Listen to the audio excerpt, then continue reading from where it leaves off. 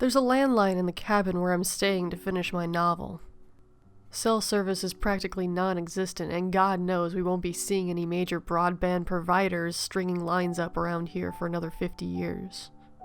I can get online using a 56K modem and connecting to a shitty long-distance ISP, but I'll be damned if I'm getting any more than 14.4 speed whenever it's windy out, and it's always windy out. My plans for the day were pretty simple. I'd get up around 7, have breakfast, and start writing by 8. I'd make lunch around 1, call my wife at work during her own lunch break, then go back to writing until 6 or 7, then dinner and bed.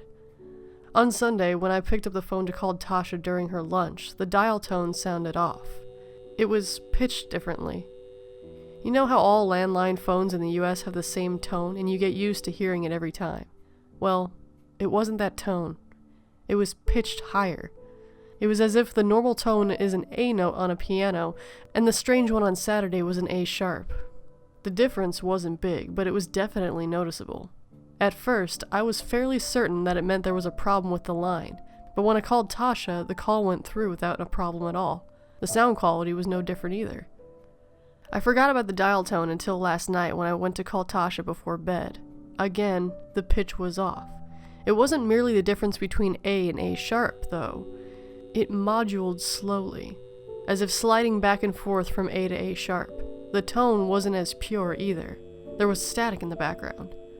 The wind outside had picked up, so I assumed it was affecting the ancient copper wires that crisscrossed the woodland country.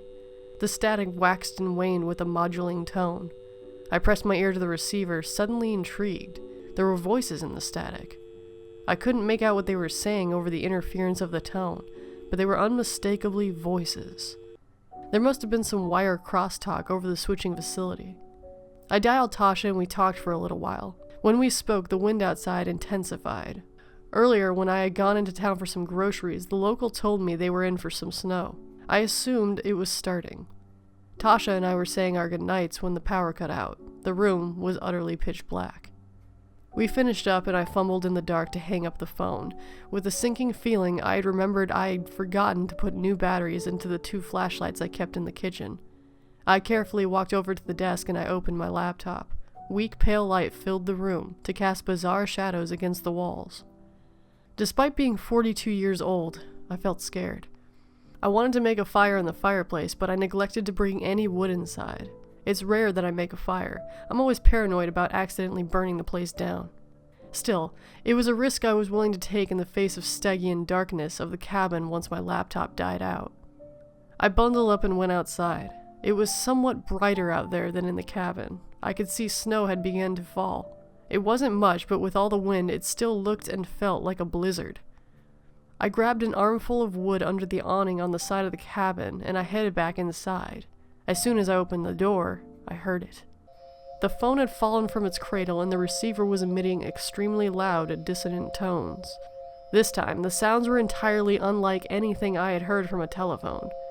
The tones swept through octaves like a damaged siren. The hair on the back of my neck stood erect, and my skin's topography was reconstructed by goose flesh. Buried inside the wailing of the dial tone and the blasts of white noise, I could make out individual words. Declension, new, lunation, neuralization, God. The light from my laptop faded into nothingness. I gasped and dropped the wood I'd been carrying. I rushed forward to hang up the phone, but I stumbled and fell, landing heavily on the floor with my head inches from the screaming receiver. The wailing and static stopped. Wind buffeted the wooden exterior of the cabin. Terrified and not knowing what to do, I reached for the receiver to hang it up. When my hand touched the plastic, an enormous crash rattled all sides of the cabin at once, knocking dishes from the cabinets and causing them to shatter on the kitchen floor. I screamed. The phone began making noise again. It started with a normal dial tone, but it quickly wobbled and warped into a shrill cacophony of sirens, static, and voices. Somehow I was impelled to put the shrieking receiver to my ear. I fought the impulse with all my strength, even pushing my left arm against my right to stop it from moving. But it was futile. The receiver touched my ear and the sounds were replaced by a single, hideously loud voice. You're ours. You are ours. You are ours. You are ours. A needle of indescribably cold pain pushed through my ear. I felt its rigid length puncture my eardrum with a horrible snip sound, changing the blaring voice to a distorted buzz. Still, I felt the pressure of the intense volume against the destroyed membrane as the pain traveled deeper and deeper into my head. Everything went white. I woke up on the floor this morning with a splitting headache and a pool of dried blood in my right ear. The events of the previous night flooded back and I scrambled to my feet in terror. The wreckage of the kitchen was strewn across the floor. Framed pictures of Tasha and me had fallen off the walls and shattered on the hardwood. Desperate for fresh air, I hurled myself towards the door and I opened it. Surrounding the cabin, contracting against the sunny snowscape, were thousands of dead birds. Every one had its head smashed, with such force that its eyes had burst and its beak had splintered into unrecognizable fragments. Vertiginous nausea caused me to sway and I nearly fell into the carcasses. I stumbled backwards into the house and I slammed the door.